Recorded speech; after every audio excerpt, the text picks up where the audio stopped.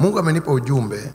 God has given me a message. Na ni ujumbe tu wa upendo. A message of love. Biblia inasema Mungu anapozungumza wenye hekima ndio wanasikia. Na ujumbe huu ni juu ya kijana mmoja. And this message is about one young man ambaye amejitolea umaarufu kupitia mitandao ya kijamii. Who has become popular through social media. Na wengi wanajiuliza maswali sana juu yake. And many people are asking many questions about the young man. Juu ya maisha yake, about his life, juu ya utajiri wake, about his riches. Wakitaka kujua kuna agenda gani nyuma yake. They wanted to know what is the agenda behind. Sasa hiki ndicho Mungu alichoniambia. And this is what God told me. Jambo la kwanza, kama ananisikia, the first thing, if at all, Mungu aliniambia niseme hivi. Is listening. Hakuna uharibifu wa kiwango cha juu. There's no highest destruction ambapo uko juu ya rehema, that is above mercy, neema and grace, na upendo wa Mungu. and the love of God. Mungu anamuita. God is calling him. Na Bwana akanionyesha, and the Lord showed me, sababu ya kuiuza nafsi yake kwenye ulimwengu wa giza ni kwa sababu ya kutokusamehe. The reason of selling his soul to the world of darkness is lacking forgiveness. Bwana akanionyesha maisha ya kijana huyu. God showed me, revealed to me the life of this young man. Juu ya vitu vigumu vya maisha ambavyo amewahi kuvipitia. About hardships in his life. Na vile vitu vigumu vikatengeneza hali ngumu na mbaya ndani ya moyo wake. And those hardships created hardship in the heart. Na hivi vitu vikampelekea kwenda kujihusisha kwenye ufalme wa giza. And these things led him to be associated with the kingdom of darkness. Na anajua kabisa ya kwamba yeye ni wakala wa kuzimu. And he knows for sure he's the agent of hell. Lakini chanzo chake ni nini? But what is the source? Uchungu wa moyo. Bitterness of the heart. Unaopeleka kuiuza nafsi. Unapita kwenye mambo magumu mpaka unajikataa mwenyewe. You are passing through difficulties in life to a point to deny yourself. Alafu unafika mahali unasema liwalo na liwe, chochote kitakachotokea sasa kitokee. It come to a point to say enough is enough. Hapo ndipo unaweza ukajiuza, unauza nafsi yako kwenye ulimwengu wa giza. That's why you can sell your own spirit to the world of darkness. Sababu ya yeye kujihusisha na ufalme wa giza. Why he associated himself with the kingdom of darkness? Kwa sababu niliona amejihusisha na ufalme mbaya sana wa kuzimu. I saw he was initiated to a very dangerous kingdom of hell.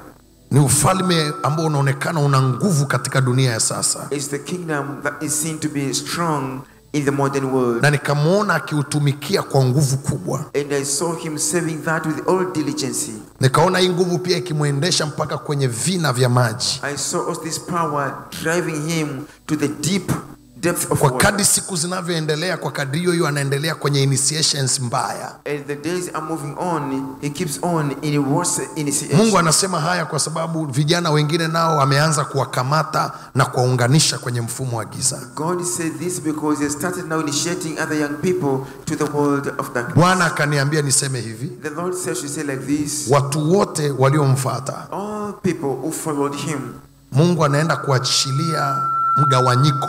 God is going to release factions. Na wengi wataanza kumsema vibaya. And many people will turn around to speak bad against him. Watafichua hata kama walikuwa na viapo. They will reveal even though they had oath.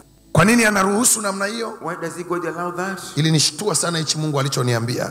That what God told me shocked me. Kaniambia na maagano ya bahari. God says he has covenants of the oceans. Na Bwana anaenda kulitangua na kuwafungua watu wote ambao wamewaunganisha kwenye ulimwengu wa giza. And God is going to nullify all people who connected in the kingdom of darkness. Ambao waliingia wakiwa wanajua, either they entered there ama waliingia wakiwa hawajua akifikiri ni kitu cha kawaida, lakini ufalme wa giza wakaunganishwa. Or they entered that without knowing, but they were connected with the kingdom of darkness. Tasikia tu Mungu ataleta, ni Mungu mwenyewe atahusika. God himself will be involved, will bring disunity. Huzuni ya Mungu ni nini? The sadness of God. Natoa ujumbe kwa unyenyekevu mkubwa. I give this message with great. Huzuni ya Mungu ni hii. The goodness of God. Bwana ananiambia, God said, kijana huyo na alimchagua na kumtenga toka tumboni ili aje anitumikie mimi. God said this young man I chose her from wombs to come to save me. Lakini ulimwengu wa giza ukamwahi, But the kingdom of darkness timed him. na anajua. And he knows. Mungu akaniambia utakapokuwa unasema mwambie nilimuonyesha, akiwaonyesha watu njia ya kwenda mbinguni. God says when I'll be saying this, I will make to remind him that I showed him. It was showing people. Lakini kuzimu ikamwai na nguvu za miungu, maroho ya asili mabaya ya giza yakamwai, yakamwaresti. Badala ya kuwaonyesha watu njia ya kuendea ufalme wa Mungu, anawaonyesha watu njia ya kwenda kwenye giza. Powers of darkness arrested him. Instead of showing him ways to go to God, is showing them ways to go to darkness. Huu ni ujumbe maalum kwake. This is a special message to him.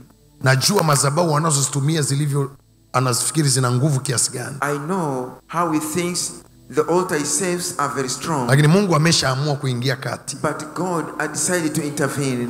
There is no any highest distraction Hakuna uharibifu wa kiwango cha juu sana. that's above mercy repairment. Ambao uko zaidi ya marekebisho ya rehema. Repent before it is too late.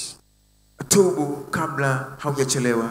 Lakini mtaanza kusikia But will start to be heard. wakati huo miungu yake haitamsaidia. That time his gods will never be of use. Nguvu zote anazozitumikia na matisho alionayo hayatasimama, maana Mungu akisimama Dagoni anainama. All the powers is using. That time they can't stand, because if God stands, Ni saa ya Mungu kusimama, in the time of God to na stand. Mungu akisimama miungu inainama. And when God stands, God's bow. Bwana akaniambia unamwona huyu, God said, you see this uchungu bitterness na kujeruhiwa moyoni and broken heart kuliugeuza moyo wake changed his heart, na kuiuza nafsi yake kwenye ufalme and wa he giza. sold his spirit to the kingdom of darkness. Mtu wa namna hiyo hata ukimfuatilia, This kind of person, if ndio maana you unashangaa, follow kuna watu wengine unashangaa unamuota. him, you are surprised. Some of you, Kwa nini? Kwa sababu ni lango katika ulimwengu wa roho, lakini ni lango la giza. because you dream of him, because it's a gate in spiritual realm. Kila and a anachosema gate of unafuatilia, darkness. unafikiri anaongea, unafikiri yale maarifa yanatokana na Mungu, lakini yale maarifa ni ya kuzimu. Whatever he speaks, you think that knowledge comes from God, but that knowledge comes from hell. Vijana wengi ambao wamekuwa desperate, Many people, many young people, ambao wamekata tamaa. wengine ambao wametafuta maisha kwa namna zote, wakaona hii ndio njia. Some have been going around looking for life, so this is now. Bwana akaniambia, the way. Daniel, nilikuchagua kwa wakati kama huu, God said, Daniel, I chose you for the time like this, na ninakutuma utangaze. and I send you to announce this. Akaniambia And he said, nilimchagua I chose him toka tumboni kwa mama yake, before he was born in his mother's womb. nikataka aje awaonyeshe watu wangu njia ya ufalme. I wanted him to come to show my people the way of the kingdom. Lakini adui akamwahi mapema kwa sababu ya uchungu na mabaya ya maisha ya moyoni. But the enemy tied to him because of bitterness of life and hardship. Ndio Mungu akaniambia statement ambayo niliwaambia, And God told me a statement that the highest sacrifice in life is forgiveness. If you cannot forgive, you must sacrifice. Ukishindwa kusamehe lazima utoe. That's what happened to this man. lazima utoe. So jambo hilo Kwa kama ulikuwa unajiuliza maswali, wengine wanaweza kaona ni mbaya, lakini nataka nikwambie, Mungu ananiambia unamuona huyu, nilimuonyesha yeye ana ndoto, ana maono, akiwaonyesha watu njia ya uzima wa milele. Lakini adui akamwahi, anajua ninachosema ni nini. God says this person knows what God is saying, because God showed him the way, showed him to show the people to the way of God. There's no any highest distraction Hakuna kiwango cha juu sana cha that's uharibifu above mercy repairment. ambacho kipo zaidi ya msamaha, marekebisho ya kirehema. Ninamshauri So my advice, kwa sababu Mungu alishasema naye na anajua, because God spoke to this young man and is well aware, na sauti ya Mungu anaijua, and he knows the voice of God. atajua ujumbe huu ni wa Mungu. He will know this message is from God. Atubu Let him repent na akubali kuingia gharama, and let him take the price, ili Mungu in order God, ikiwezekana akamrehemu na kumpa nafasi nyingine, peradventure if possible, have mercy on him and give him another kwa chance. sababu machukizo haya yamefika mbele za Mungu, Because this abomination has come before the throne, hasa kwa habari ya vijana hawa ambao wengi especially about young people, wameingia kwenye maagano of which many of them have entered into ambayo covenant, hawakuyajua. They entered the covenant they were not aware of. Sasa unisikilize. Sasa listen. Jaribu kufikiria Just imagine mtu ambaye Mungu alimuonyesha na njia a person that God ya even uzima showed wa the way milele. of everlasting life. Sasa unasema mtumishi, unamaanisha nini? Kwani Yesu ilikueje? You can ask, what do you mean? What happened to Jesus? I will ask. Kabla ya Mungu kuja kukupa assignment, shetani atakutangulia, wewe ndio utaamua. Before God giving you assignment, Satan will time you. It will be in your own decision. Uchungu ukikuongoza na mambo haya yote yametokana na nini? Uchungu na kutokusamehe. Unabeba vitu mpaka moyo wako unageuzwa, sasa inakuwa liwalo na liwe. All these things come from bitterness and lack of forgiveness. Basi heri ingekuwa ni kuhusu wewe mwenyewe. Kile ambacho Mungu alitaka akutumie kukifanya ndio kinageuzwa, unaenda kukifanya kwenye ulimwengu wa giza. Unaharibu watu wengi. Now the kind of mission that God wanted to use you, you use it to destroy in the kingdom of darkness. Alipoenda kule kwenye mlima wa majaribu, alimwambia Yesu, ikiwa wewe ni mwana wa Mungu, geuza mawe haya yawe mkate.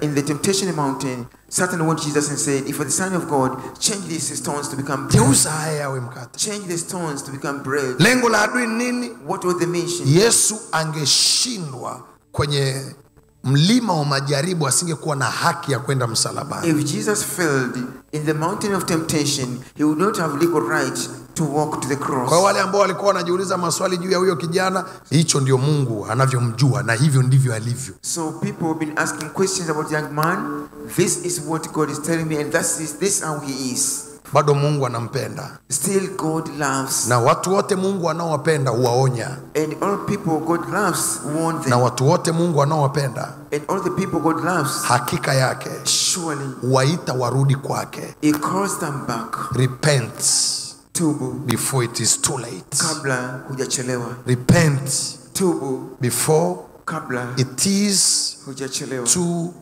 late.